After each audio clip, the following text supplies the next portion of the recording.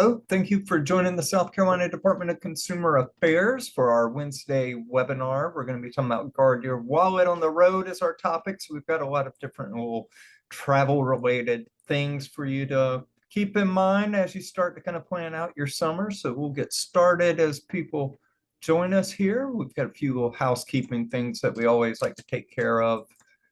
And as always, we start with our disclaimer. This presentation is not meant to substitute for reading the various laws discussed, seeking legal counsel, or requesting department guidance and/or interpretations on the laws it administers and enforces.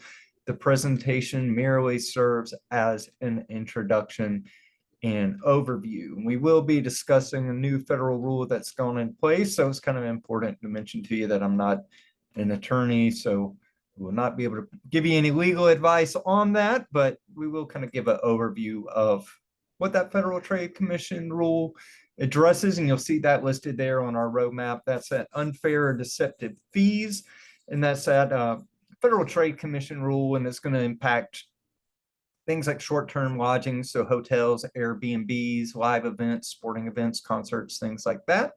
We'll also discuss things you might want to consider when you're looking at your payment options as you plan out your summer. We'll also talk about ways you can protect your accounts and information as you travel.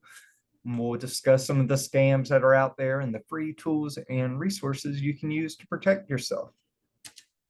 So we'll start with, how can SCDCA help you? You can file a complaint with our agency. We're getting about 6,000 complaints a year right now. You can file those complaints with us if you have an issue with the business. We use a voluntary mediation process to take a look at those. So we send something out to the business, let them respond if they would like, and then you can hopefully get some kind of resolution that will help address your issue, or at least understand why the business made the decision that they've made.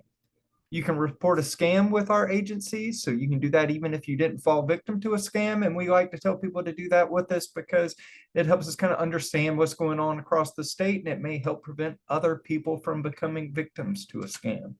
And we have an identity theft unit as well. So if you come across those identity theft situations, they've got a little checklist that they can go through, help you kind of figure out what steps you might need to take, and it can help you kind of prevent further damage. Some cases they are able to help folks get money back, so they can kind of walk you through that process, and we know it's complicated and can be frustrating, so they can help you out and kind of guide you through that.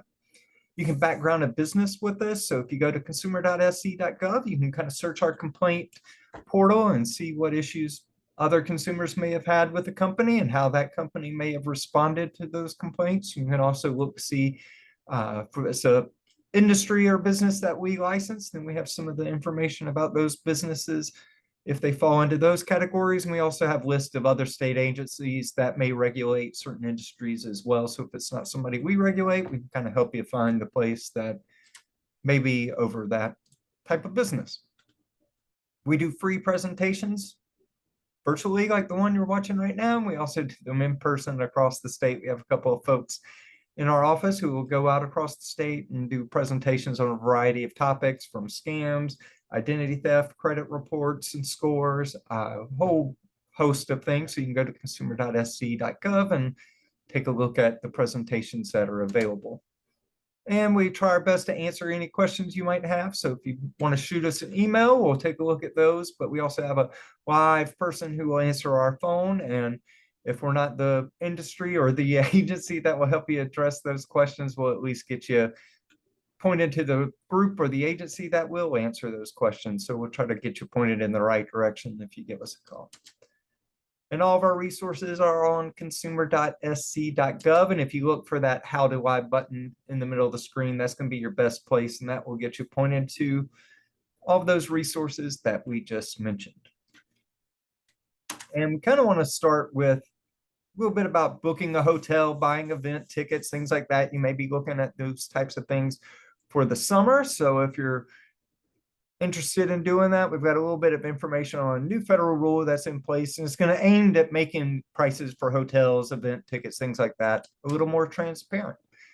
So on May 12th, the Federal Trade Commission put a new rule in place involving unfair deceptive fees, and it's going to involve short-term lodging and live event tickets. So when we talk about short-term lodging, we're basically talking about all the things that don't require a landlord. So it's usually motels, hotels, vacation rentals through things like Airbnb, Vrbo, anything like that.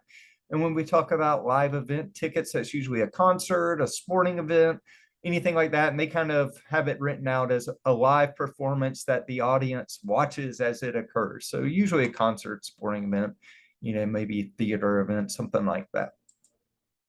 And so the new rule, it kind of aims to prevent some of the bait and switch pricing or misrepresentation of total prices and fees. And it's going to cover any business that offers advertise live event tickets or lodging, short-term lodging. And that's going to include third-party platforms, resellers, travel agents. And it also has a list in there too for mobile applications, physical locations, and they have other means. So if something new comes along that we're not really kind of thinking about yet, that would be kind of included in there as well. But again, it's kind of aiming to give you a little bit better idea of the fees that they're charging, why, and kind of make things a little bit less murky when it comes to that. So a business must disclose the total price up front. That's going to be things like, hold on one second. I'm getting ahead of myself. I'm about to give you some of the things that were going to be excluded. So they're going to have to give you that total price up front, but then there is kind of an exception of some of the things they can exclude when they're giving you that total price. And that's going to be things like taxes, government charges, maybe some shipping fees if those are included on there. But there also may be some optional goods or services. So think about it, if you're booking a concert, maybe some of those optional goods may be, a VIP package, something like that. So it's something in addition to. If you're looking at like a hotel or Airbnb, something like that. I was recently doing this, and one of the things that wasn't included on there was the pet fee. So I was traveling with my dog, wanted to take my dog. That fee is going to be something additional that, you kind of opt in a little bit later. So that's not going to be included in that total price. But that total price should be kind of presented prominently. And again, I'm going to kind of use Airbnb and Vrbo, those types of things as an example, because I was just doing that a few days ago. And they do have kind of a lot of messaging about new pricing on there. If you're on any of those sites anytime soon, you haven't been on a while, they'll have kind of some prominent things clicking on the screen, that weren't there before, kind of notifying you that there's new pricing involved in there. And that's kind of what they're talking about. So those total prices should be something that you're seeing prominently, and it's going to hopefully give you a little bit better idea of what you're going to be paying, before you get through. And if there are any of those fees that are left out in that total price when you're seeing it, all of those things will have to be disclosed to you before those companies ask for a payment from you. So then it will kind of give you, you've had that total price throughout. So then you'll get a final price. And part of the rule requires them to display that final price just as prominently or more so than that total price you were kind of getting throughout. So as you're opting into those things or selecting you want additional services, all of that will be given to you, that final price, and that will be, as prominent or more prominent as that price you've been seeing throughout the process. So that's pretty good to keep in mind. And the aim of this whole rule is to, get rid of misrepresentations about fees and charges. And the example that the Federal Trade Commission uses when they describe this is a hotel maybe charging an environmental fee, but they're not actually using any of that money that they collect from that environmental fee to do anything to help, conservation or sustainability in their hotel or whatever the case may be. And if a secondary ticket charger is doing something where they're showing you a taxes fee, they're not able to charge you more than what those taxes are actually being collected. So they're not able to, up that tax fee and then keep some of that money. So if they're saying it's a tax fee, those actually have to be tied to taxes. So hopefully that will kind of help you realize what all you're paying for and how those companies are doing that. And I've got a little example here of something I was looking at the other day, and I'm going to get that to advance. So it will look kind of like this. And it's kind of funny. This is actually not the place I rented because it was way out in the middle of nowhere. So I did not get a good deal at $73 per night. I can tell you that. But it will look something very similar to what this is going to look like. And it's funny, I did the math, and that 73 times 4 was a little bit higher than 290. So whatever reason, they gave me a couple of dollars off on that. But you'll see everything kind of listed out, and it should tell you everything that they're charging. So they're giving you that per night fee, $290, and then they're going to outline taxes, service fee. There's a host fee for this particular place, and then they're going to give you that total fee. And again, if you hit book now, since I had a dog, they may even give you that option there to kind of add some of those other services. But you'll kind of see this as you start looking at things now, especially on things like Airbnb and Vrbo. They'll kind of outline all of those additional taxes and fees and things that they're adding into that price. And that's going to give you that total. So again, that total price is kind of what you're going to want to pay attention to. And the way that the Federal Trade Commission rule sets up, it should be prominent throughout that entire process. So the Federal Trade Commission rule on unfair and deceptive fees, it also sets a limit. So businesses, if there's a state or local law or regulation that also applies to those types of industries, those businesses will also have to obey those state, federal, and local rules as well. So if there's additional protections or different things that a city may be put in place, those businesses will also have to kind of comply with those rules as well. And businesses that are, violating this rule, they could be ordered to bring practices into compliance. They may have to refund money back to consumers, and they may even have to pay civil penalties depending on what those violations are. So consumers can report those to the Federal Trade Commission if that, is the case. And again, the Federal Trade Commission has all the information on their website about how to do that.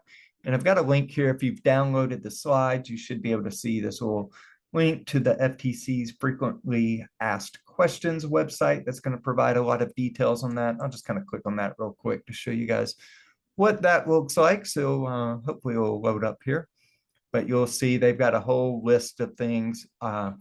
And the interesting thing about the rule too, it does apply for business to business interactions as well. So that's one thing that didn't mention in there too. So it does involve consumers using these services, but it would also involve a business. So if your business is looking to, do hotel purchases or whatever, this rule would involve that too. So if you have a lot of questions about that, there's a whole list of things that the Federal Trade Commission gets into on that website. So that could be a very good resource. So if you've downloaded the slide presentation for today, it will take you to that, but you can also do a quick internet search for FTC rule, unfair deceptive fees, and that little Q&A will come up on there as well. So now we'll kind of get into some of our other little topics for protecting your wallet and your information. And kind of one of the things to keep in mind as you're traveling is you may not want to take all of your information, all your credit cards, your checks, all those things that you might not use while you're traveling. So, kind of the best advice is leave any of those unnecessary payments at home. So if there's, additional credit cards that you're not going to be using while you're traveling, don't take them with them. So, if you have let's say a store credit card for like Target or, Home Depot, something like that, you're not planning to use those while you're traveling, no need to take them. So, that might protect you in case something gets lost, stolen, things like that. So kind of the advice is to only take the things you know you'll need and that you plan to use. And I always like to tell people too, when you're looking at considering your payments, keep in mind that consumer protections for credit cards are a lot stronger if something goes wrong. So they're going to give you a little more protections than what your debit card would do. And just also keep in mind, if you've been on our presentations before, you've probably heard us say your debit card is that direct line into your bank account. So if something gets stolen, that could, cause additional things to happen. So, if you're booking travel on a website and you're entering those card numbers on that website, and then it's breached in some way or shape or form, that could potentially put that bank account at risk. So we always tell people, if you're shopping online, especially, use those credit cards, not debit cards. They're going to give you a lot more protection, and it's not that direct tie to your bank account. And also kind of keep in mind too, with skimming, if you're using those cards at gas pumps, things like that, again, that's a direct tie to your checking account, your bank account, and that could cause additional problems down the road. And if you're traveling, you might also want to consider just kind of notifying those banks or those card providers that you will be traveling. A lot of times you can go on their website and put that, especially if you're going to be traveling overseas, you definitely want to go in there and do that just to notify them, that you will be somewhere that you're not normally. And so those transactions that are moving on your card may be a little bit different than that. And that'll kind of stop you from potentially having, an alert or your card provider stopping those transactions from going forward. So you want to get in touch with them, let them know that you'll be traveling. And especially if you're traveling overseas, keep in mind exchange rates. It is kind of worth pointing out that a lot of times your debit cards, credit cards, things like that are going to have a better exchange rate than what it might be if you go in and, get cash from a business to spend. Some of those exchange rates can be a lot better with your credit card. I know that was the case with me a few years ago when I went to Canada. I just used my credit card everywhere I was while I was over there. And, those exchange rates were a little bit lower with that. That was something that we looked into before we got over there. And it was, a lot easier to use just, swiping your card everywhere or tapping it. So that's something to keep in mind. And also kind of as you're thinking about what to use, credit card, debit card, we want to give you just kind of quick pros and cons list. And of course, with debit cards, they are very convenient. And again, the cons, we mentioned this a second ago, they're tied directly to that account, right? They're tied directly to your checking account. But also keep in mind those things like Venmo, Google Pay, if you've gotten them tied with that same debit card, again, that's directly tied to that checking account. So if you're using those services, you may want to keep them tied to just that credit card if that's possible, but just kind of keep in mind that those transactions would be tied into that account. With debit cards, there are rules that give you a little bit less time to dispute those charges. And what I mean by less time is a credit card is going to give you more time to dispute those charges if something, shows up that you don't recognize or if it's a purchase you didn't make. And again, there's more liability in a fraudulent charge if you use your debit card. So the way those rules are set up, your credit card is going to offer you a lot more protections if, there's some kind of fraudulent charge in there. You might end up paying a little bit more if you're using your debit card to make those purchases. And again, auto drafts could be affected if you're using debit card and something goes wrong. And what I mean by that is if you have your auto drafts for like car payments, mortgage, anything like that, any of those big bills. I know I have several things that automatically come out of my account every month. But if you've got some kind of account that, charge that's gone through that you didn't expect and it's a big one, those could impact your auto drafts. I know I've had friends that that's happened to, and while they were challenging things that had happened to a debit card, it's a pretty big fee. And then they had, car payment coming up and, they had to get a hold of their bank and their, company that they were dealing with their car payments to make sure that all those things were set up and that everybody understood what the issue was. And they kind of had to work some of that out about when those payments went through. So just kind of keep that in mind too. If things go wrong with the debit card, it might impact those auto drafts. So just kind of watch that. Here's kind of our pros and cons of credit cards, which of course they're convenient, safe. You can use them for reservations. And what I mean by that is, if you're putting a hotel reservation on that, sometimes they'll put a hold on that. We'll get a little bit more into that, but that could help you out, where those fees aren't, or those charges aren't being taken out of a debit account, so you're able to kind of make a little bit more wiggle room on some of those things. Of course, they can help you out in emergency, especially if you have a large purchase or something that's going through. So that's a good pro of a credit card.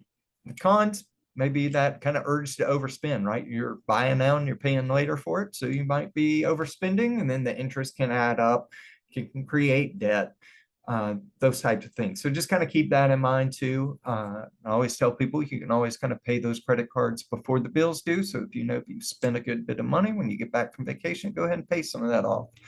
If you can. If you've been saving for a long time before the vacation, go ahead and pay the stuff off as you go so you don't have to worry about all that debt piling up. You definitely want to make sure you pay all those before the due date. And what I kind of mentioned a second ago is what's kind of referred to as card blocking.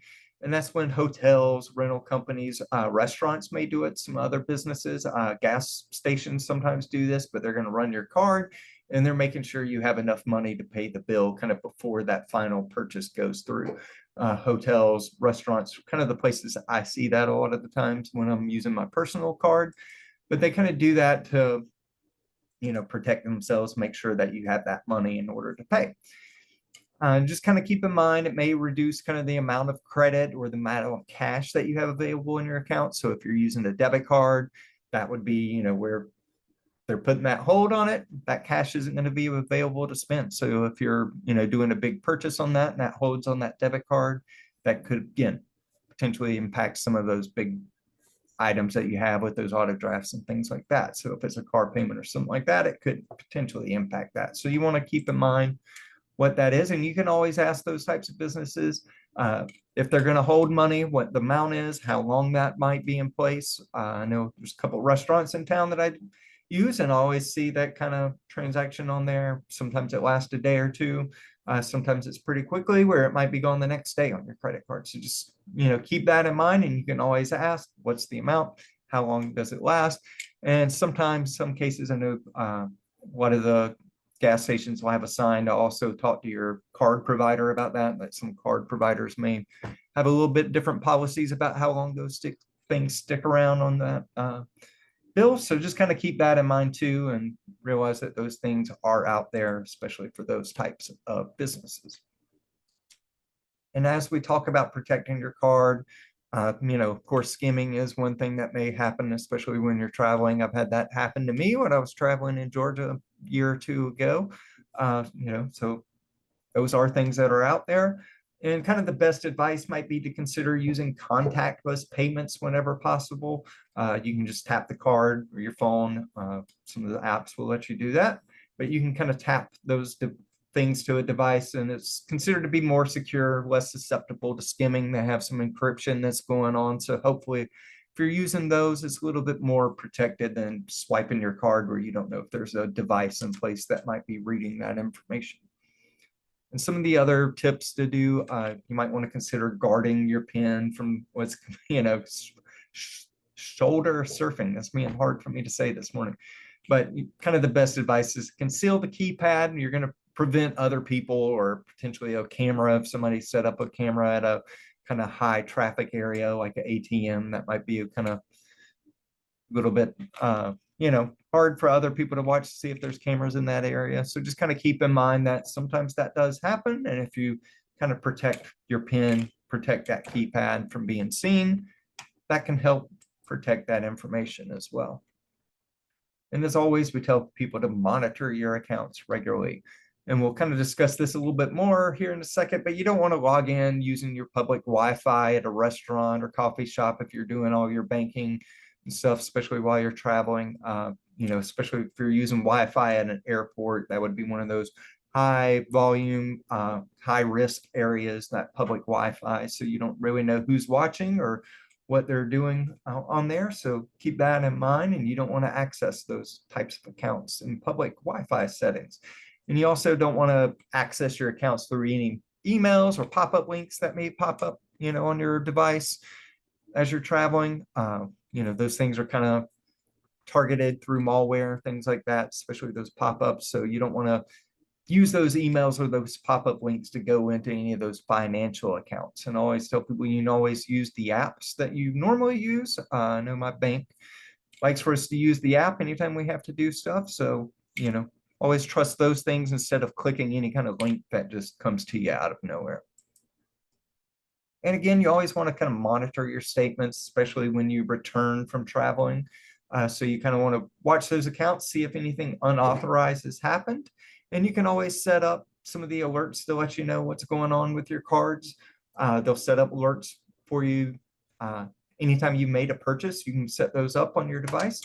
And this is kind of some of our quick examples of those, but you can set, maybe spending dollar amounts. So if $50 or $100 is purchased, you get a text alert about them, but you can also set them up to set maybe thresholds. So if your account gets below a certain dollar amount, you'll get an alert. You can set up all kinds of things.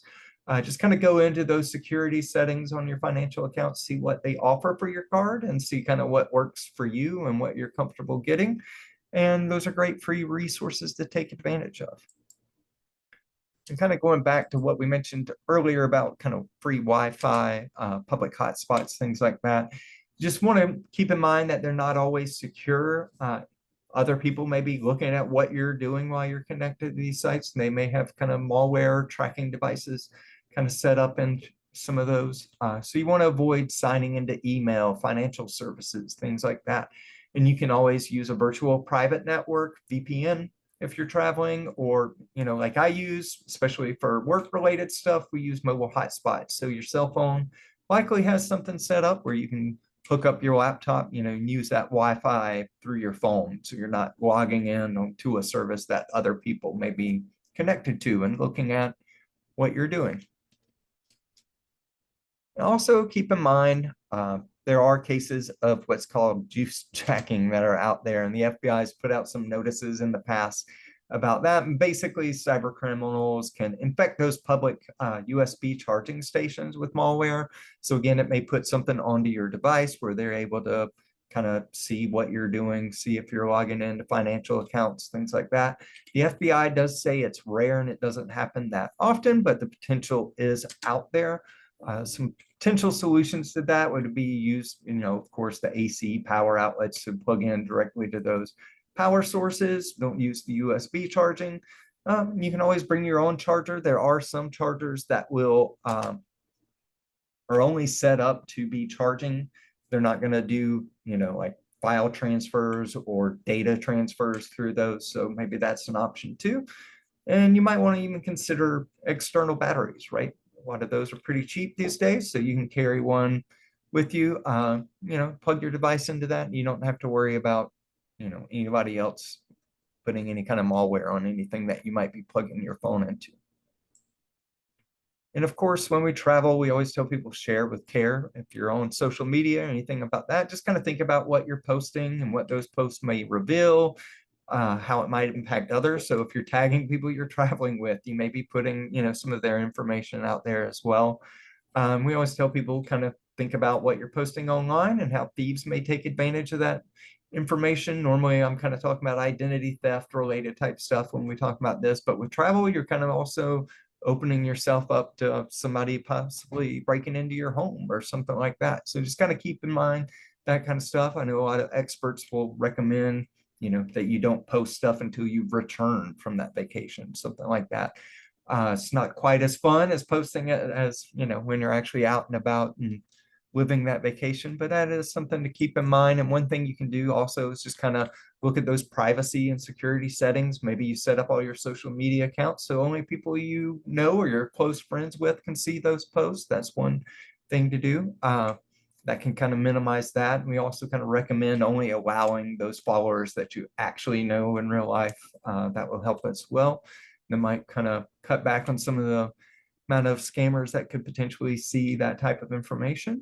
But you also kind of want to look at this quite regularly, kind of make sure that settings haven't changed, make sure you're comfortable with all those little privacy settings that you've set up. And that will be something that you can do from time to time.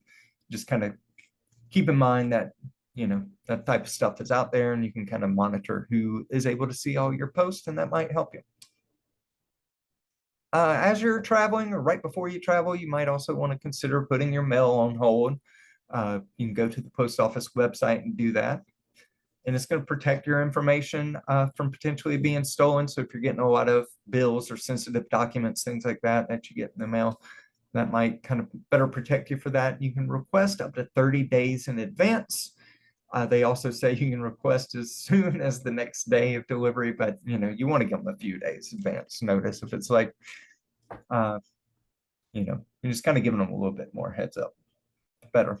But 30 days in advance is the most that they will do. And you can kind of set up a USPS.com account and verification of your identity, and they'll set that up for you. And this is kind of what that website looks at like as you go through there, and that will kind of walk you through that process. And again, if you've downloaded these slides, you'll have that link in there, and you can click that and go to that. All right, kind of our next piece of advice would be to know who to call, right? So if your card stops working or gets lost, you might need to contact your bank. So you want to have some of those lists of people to contact. And it's kind of important to note too, that if you're traveling overseas, some of those toll-free numbers may not work outside the US. So if you're traveling overseas, you want to kind of do some of that work ahead of time and maybe have some information about, what numbers would work whatever part of the country that, or part of the world that you would be traveling to. So just kind of make those notes. You might want to put them in your phone or, somewhere where you can find them easily as you're traveling. And kind of the best piece of advice too might be able to leave some of those important numbers, contacts with somebody that you know, relative, close friend, somebody like that. So, if you're losing your documents or your phone or something like that, you have somebody that you can get in touch with, and then you can kind of find some of those contacts from them as well. So you're kind of making a backup plan with that. So that might be something to consider as well. Now we'll kind of get into some of the travel scams that are out there. I know a lot of people are kind of looking at booking stuff or have already done it, but this is all good information that helps us out anytime we're making plans to travel. Kind of one of the big warning signs for travel scams are those free vacations, right? So you may get emails, calls, text messages, anything like that saying you've won a vacation. Especially if you haven't entered, that would be kind of the big thing. I always tell people if you didn't enter, you didn't win, right? So kind of think about that too. But a lot of times with these, as soon as you respond, they tell you, oh, it's free, but you've got to pay some fees, some taxes, things like that. So, the free vacation becomes not free suddenly. So just kind of keep in mind that legitimate companies aren't going to ask you to pay to get a free prize. That's always kind of one of those warnings that we like to give out to folks with that. And if you're booking things online, know that scammers will hijack or fake listings that are out there for rentals. And what we mean by hijack is they'll take a listing that may actually be real, but then they'll kind of make their own, right? They copy all of those details, then they start posting them on a lot of other websites. So you might see the same listing multiple times. That would be kind of a warning sign of that. And other times they might take a piece of property that's not actually available, but they list it, right? So that's kind of that fake listing when we talk about that. And kind of the thing to keep in mind is just kind of read these reviews. One piece of advice that isn't on there, but we might want to say, as you're reading reviews, kind of watch out for like new listings as well too. So if it's somebody that's new, doesn't have a lot of reviews, that might be, a reason to kind of take caution with that too. So keep that in mind. You can always kind of search all those keywords that are in those listings, see if duplicate things show up. Sometimes you might see the same thing listed over and over and over on different sites with different contacts. That would be kind of the sign there too, if it lists different companies or different people managing the property, but it all looks the same. That might be kind of that warning sign with that. And it's always worth kind of pointing out to folks too, you don't ever want to pay for these types of things with cryptocurrency, wire transfer, gift cards, anything like that. Again, those credit cards are going to offer you the best kind of protections if something goes wrong. So use those credit cards for any of those types of payments. You don't want to get into cryptocurrency, gift cards, things like that, because it's as good as cash. Once you hand it over, that money can be gone. The scammer can make off with it. And it's pretty easy for them to get away with that really quickly. And it can be hard to trace, hard to get that money back. So just kind of keep that in mind. If you're getting robocalls about vacation deals, always going to take a step back from that. It is illegal for companies to give you a robocall trying to sell you something unless you've already given them written permission directly. So just kind of keep that in mind. Again, any of these robocalls that are coming in with a discounted deal, that would be kind of a warning sign with that. Again, they're already breaking the law if they're robocalling you and you didn't give them permission. So, that's a sign that it's a pretty good chance that it's a scam. They're at least breaking the law with that. So they may be breaking the law, the next step of that as well. So just kind of keep in mind if you're getting robocalls and you haven't given them that permission, it's against the law and there's a pretty good chance that this is a scam. And as kind of summer gets going and you're making your plans, want to have these little things in mind. We've kind of mentioned a lot of these. These are our little tips to not get burned, right? You don't want to pay for a free vacation. Again, we said legitimate companies aren't going to ask you to do that. You want to know all the terms of the deal. So if you're making travel plans, you want to get copies of everything, understand those policies, especially cancellation, refunds, things like that. Kind of know what you're getting into before you sign all those things. And if they're pressuring you to sign right away, you can always walk away from that. Don't want to be rushed into making bad decisions, right? So just kind of make sure you know you're understanding all of those deals. And then again, we always tell people don't pay with wire transfers, gift cards, cryptocurrencies. And we know that those are just kind of the ways that scammers always demand payment. So if they're demanding you pay gift cards, cryptocurrency, step away from that. And again, credit cards for travel expenses, those are going to give you a lot more protections if something goes wrong. So, there's a skimming situation, that credit card is going to give you a lot more protection than a debit card. So just kind of keep that in mind, especially when you're making those reservations too online. Anytime you're shopping online, use that credit card instead of your debit card. Again, it's just kind of giving you those additional protections. We always tell people, if you've seen our presentations, you've heard us say this before, but those red flags of scams, they're all kind of the same. These scams kind of change from time to time, but we know that there's a few little common signs that they all kind of stick to. And that big one would be, they're pretending to be somebody you know, somebody you trust, somebody you recognize. So just kind of keep that in mind if you're getting contacted out of the blue. Just know scammers like to pretend to be somebody that you know, somebody you trust. Then they're going to say there's a problem, there's a prize involved. Again, it might be that free vacation, something like that. And they do that to get you kind of excited. So if you think something really good is going to happen and you only have a certain amount of time to claim that free vacation, you're kind of more inclined to make that decision, and you're kind of worked up. So you might not be kind of thinking straight, and you might be making kind of rash decisions. So the scammer is going to try to make you, act now, or you're going to miss the opportunity, right? So, anytime somebody's telling you to act now, and they're trying to pressure you into making that decision right then and there, it's a pretty good sign that it's a scam. So kind of take a step back. Scammers know if you're acting quickly, you're probably making bad decisions, or you're making decisions that you normally wouldn't make if you have time to kind of think things out. So you can always kind of take a step back and see what the situation is. And again, we've said it a few times, but know that scammers kind of demand those payment in certain ways. So it's usually cryptocurrency, gift cards, wire transfers, things like that. So if somebody's telling you to pay in those specific ways, know that those are what scammers like, and they like it because you make those payments, and it's hard to get that money back, and it's hard for law enforcement to trace sometimes, or hard for them to get those companies to give you that money back. And here's kind of our free resources. And I like this little vacation checklist we made a little while back. Again, we kind of mentioned some of these things already, but you want to limit what you share on social media, so you're not putting yourself at risk as you're traveling. So there's kind of that threat that, thieves could know that you're out of town or whatever. So just kind of keep that in mind. We didn't mention this one earlier, but you want to protect all your devices. So if you've got a phone that you're traveling with, or your laptop, or your tablet or whatever, make sure that those passwords or those little codes to enter the device are set up. Face scan is fine too. So those things are all set up to protect you, so somebody else can't get into your device if it gets lost or stolen. And of course, you can set up Find My Phone on all those devices, and you can use that. So if it is lost or stolen, you can use that to be able to kind of track what's going on with them. And most of those will give you an option to delete all that data too on that device if you've got that set up. So that's a great tool that you can take advantage of as well. And again, we kind of mentioned it earlier, be cautious of public Wi-Fi. I'd say, train stations, airports, those types of places where there's large numbers of people traveling through. Those kind of public Wi-Fis are at higher risk of being, monitored by cyber criminals, hackers, who are able to kind of monitor what you've been searching or what you've been logging into on those public Wi-Fis. So just kind of keep that in mind.